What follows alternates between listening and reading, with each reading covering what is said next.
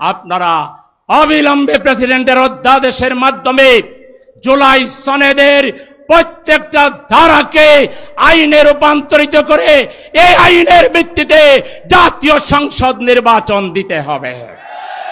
নতুবা দেশের জনগণ যদি রাস্তায় নেমে পড়ে, আপনারা তো দুই একটা দলের রাস্তা ব্লক দেখেছেন, এটা সেটা দেখেছেন, তাতেই কাঁপতেছেন।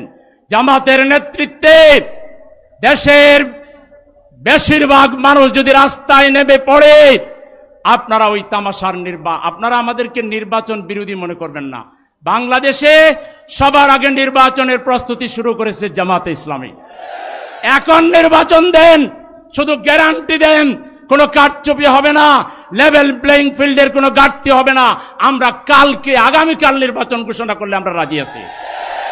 কিন্তু আবারও অতীতের মতো হাসিনা মার্কা নির্বাচন করে দেশকে ভারতের দাবেদার বানানোর কোন ষড়যন্ত্র আমরা মেনে নিতে পারি না।